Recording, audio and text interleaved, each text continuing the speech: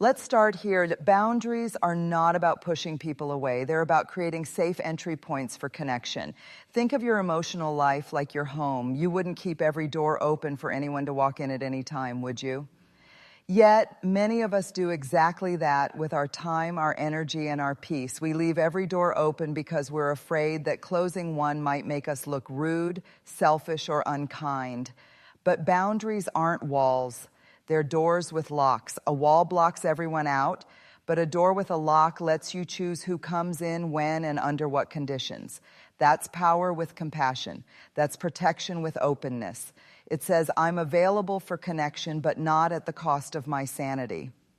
The truth is, most of us grew up believing that being a good person means always being available, answering every call, saying yes to every favor, letting others lean on us no matter how tired we are. We were taught that love means sacrifice, even when that sacrifice comes at the expense of our own well-being.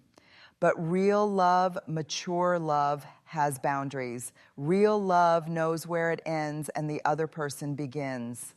When you don't set boundaries, resentment quietly starts to grow. You begin to feel overextended, overlooked, and underappreciated. You start saying yes out of obligation instead of authenticity. You smile when you want to scream. You help when you need rest. You comfort others while neglecting your own needs. And slowly you start losing the most sacred connection of all, Bessia, the one with yourself. Boundaries are a declaration of self-worth. They say, I trust myself enough to protect my energy. They say, my peace matters. They say, I will no longer betray myself for the comfort of others. You are not unkind for choosing peace over pressure. You are not cold for choosing silence over constant availability. You are not selfish for seeds. I can't right now. You are simply honoring the truth that your emotional space deserves respect. When we learn to see boundaries as acts of clarity rather than cruelty, we begin to transform the way we connect with others. People who truly value you will appreciate your honesty. They'll understand that your no is not rejection, it's responsibility. It's a commitment to keeping the relationship real, balanced, and sustainable. Boundaries are not about distance. They are about definition. They define what is yours to carry and what isn't. They remind you that you are not responsible for fixing everyone's emotions or solving everyone's chaos. You're responsible for protecting your peace, your energy, and your purpose. And when you start living that way, with intention, with awareness, and with love, you'll notice something magical. You no longer feel guilty for needing space. You feel grounded for choosing it. Let's talk about guilt. That heavy, familiar feeling that creeps in the moment you finally say no. It's that quiet voice that whispers, you disappointed someone. It's that lump in your throat after setting a boundary and wondering if you should have just stayed silent. But here's the truth, guilt doesn't always mean you've done something wrong. Sometimes guilt simply means you're doing something new. When you've spent years, maybe even decades, putting everyone else first, people-pleasing becomes your comfort zone. You learn to measure your worth by how much you give, how available you are, how often you sacrifice your peace for others' comfort. You equate love with self-abandonment. So the first time you start choosing yourself, your mind panics. It says, wait, this isn't who we are. But that discomfort isn't guilt. It's your nervous system adjusting to a new level of self-respect. Every time you draw a boundary, you're challenging an old belief, the one that told you your value depends on keeping others happy. You're rewriting your emotional programming. That's why it feels so uncomfortable at first. Growth always sends deep. One of the biggest reasons people struggle to set boundaries is because they don't truly know what they stand for. They don't know what their time, energy, and emotional space are worth, so they give them away freely. But here's the truth. When you don't define what matters most to you, someone else will define it for you. Boundaries without values are fragile. They crumble the moment someone questions them. But when your boundaries are rooted in your values, they become unshakable. Not because you're stubborn, but because you're clear. Your values are the compass of your life. They guide how you spend your time, how you make decisions, and how you allow people to treat you. If you value peace, you'll naturally create boundaries around chaos. If you value honesty, you won't tolerate manipulation. If you value rest, you'll stop feeling guilty for saying no to unnecessary demands. Boundaries stop feeling like confrontation and start feeling like alignment the moment you understand what they're protecting. Let's be honest, many of us say yes when we want to say no, not because we want to, but because we don't want to disappoint anyone. But think about it. Every time you say yes to something that drains you, you are saying no to something that fulfills you. Every yes that dishonors your values chips away at your authenticity. You end up exhausted, overextended, and quietly resentful, wondering why life feels so heavy. The shift happens when you begin to ask yourself before committing to anything, does this align with what I truly value?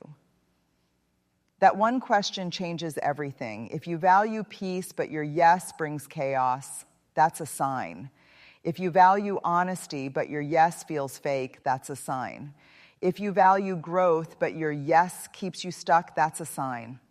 Boundaries are simply your values in action. Here's the thing, so guilt disappears when you're boundary. Ease come from your values, because when you say no from a place of clarity, you're not rejecting people, you're protecting your purpose. You're not being defensive, you're being deliberate. You're not pushing people away, you're preserving your energy for what truly matters. And when you begin to live like this, with values at the center of your choices, you no longer need to explain or justify your boundaries. They start to speak for themselves. People can feel your integrity. They can sense that your no comes from peace, not pride. They might not always agree with you, but they'll learn to respect you because you clearly respect yourself. This clarity also transforms how you show up in relationships. You stop seeking validation from others because your validation comes from living in harmony with your own truth. You stop bending to please because you've learned that pleasing everyone means betraying yourself.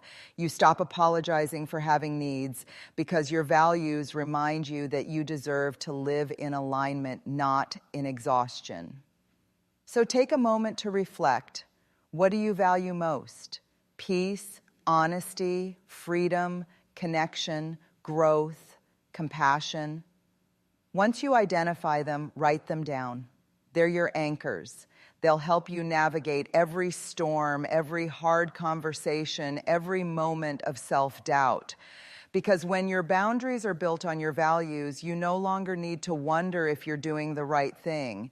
You'll know, you'll feel it. The guilt will fade, and what will remain is a quiet confidence, a peace that comes from knowing you are living your life on purpose, not on demand.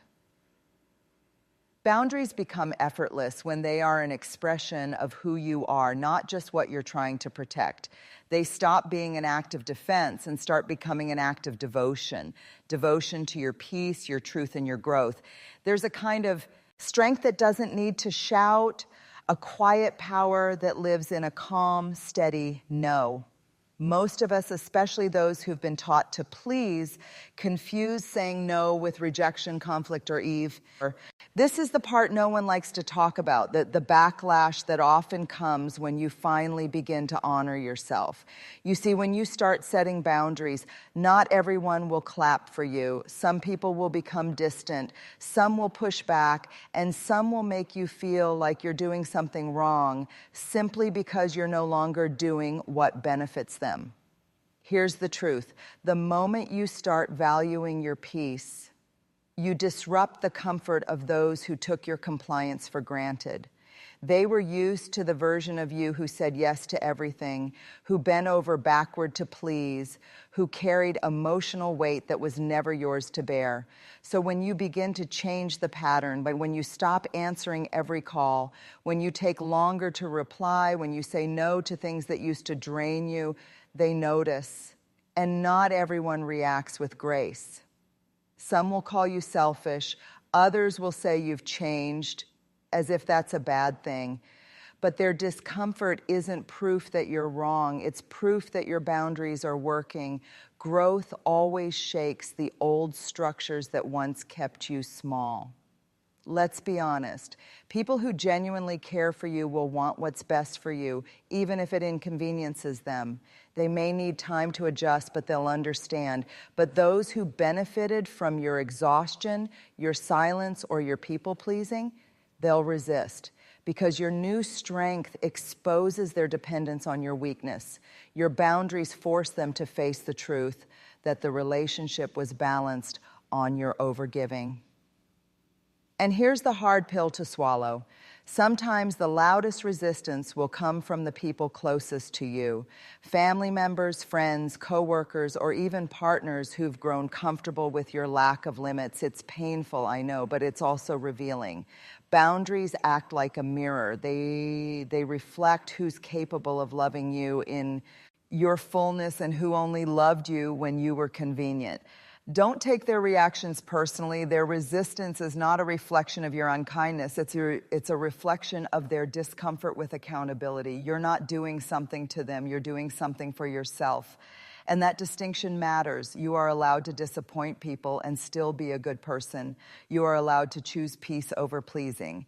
You are allowed to walk away from relationships that demand your silence as proof of your love. The moment you stop tolerating disrespect, you'll start to see who respects you only when you have no boundaries. That clarity might hurt, but it's also a gift because it frees you from performing love and invites you to experience it for real, mutual, balanced, honest.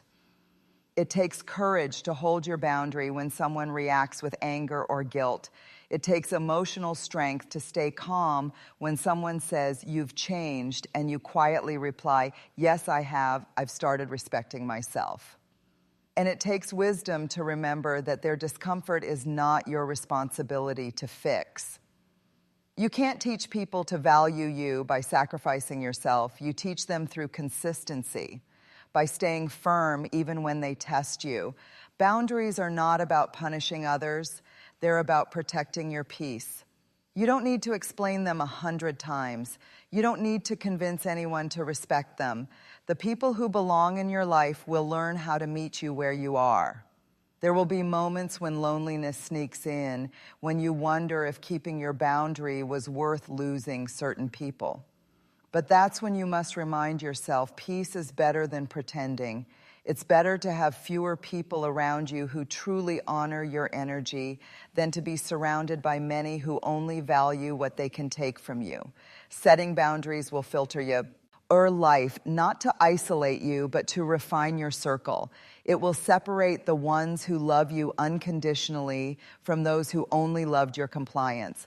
And while it may hurt at first, it eventually... One of the biggest misconceptions about boundaries is that they must be harsh to be effective. Many people believe that setting limits means raising your voice, shutting people out, or delivering ultimatums. But true boundaries, the ones rooted in self-respect, are not about anger or control. They are about clarity. And clarity, when expressed with kindness, is one of the most powerful forms of communication. You don't need to shout to be heard. You don't need to over-explain to be understood. And you certainly don't need to apologize for protecting your peace. The calm, kind boundary is the mark of someone who knows their worth without needing to prove it. When you communicate a boundary with kindness, you invite understanding instead of defensiveness. It's the difference between saying, "You always drain my energy," and saying, "I need some quiet time tonight, but I'd love to talk tomorrow." One approach attacks, the other expresses. One triggers shame, the other encourages respect. Kindness keeps the door open even when your limit stands firm. It allows relationships to grow through truth instead of breaking under resentment. Because boundaries delivered with warmth are not barriers, they are bridges. They say, "I care about you, but I also care about me." But here's where many of us go wrong. We confuse kindness with apology. We soften our truth so much that it loses its power. We say, I'm so sorry, but I can't. Or I hate to be difficult, but I need space. That's guilt talking. The old conditioning that taught us our needs were burdens. You don't need to apologize for having limits. You can be kind and firm, gentle, and grounded. Kindness doesn't mean compromise. It means communicating from love rather than fear. It means knowing that your tone matters as much as your truth. You can say, I'm not available for that, with compassion in your voice and sounds. To be immovable in your decision, because when your words are grounded in self-respect, they carry quiet authority. People can feel when your boundaries come from peace instead of anger. And remember, you're not responsible for how someone reacts to your boundary. You're only responsible for delivering it with integrity. You can't control whether they understand or agree. You can only control how you express yourself. Speak your truth clearly, calmly, and kindly, and then release their reaction. Communicating boundaries with kindness also helps heal relationships instead of rupturing them. It gives others a model of emotional maturity. It says, this is how we can both stay in connection while honoring each other's needs. It creates safety, not tension. It teaches that love is not about endless sacrifice, but about honest communication. Let's be clear. Kindness in communication is not weakness. It's wisdom. It's emotional intelligence in action. It's choosing to stay grounded when guilt tries to hijack your words. It's saying, I respect myself enough to be clear, and I respect you enough to be kind. You don't need to yell to be heard, nor do you need to shrink to keep the peace. The middle ground, the steady, gentle, unwavering space, is where true boundaries live. Here's something to remember. Tone doesn't water down truth. You can speak softly and still be strong. You can love people deeply and still say no. You can care and still choose distance when needed. The most powerful boundaries are not built with force. They're built with honesty, empathy, and unwavering self-respect. So the next time you need to set a limit, breathe, find your center. Speak your truth, but wrap it in grace, because kindness doesn't make your boundaries weaker. It makes them sustainable. It turns confrontation into communication and guilt into grounded confidence. For most of us, boundaries sound like something cold, something that creates distance. We imagine walls, fences, or barriers. We fear that saying no will push people away or make us seem unkind. At the heart of it all, boundaries aren't about control, power, or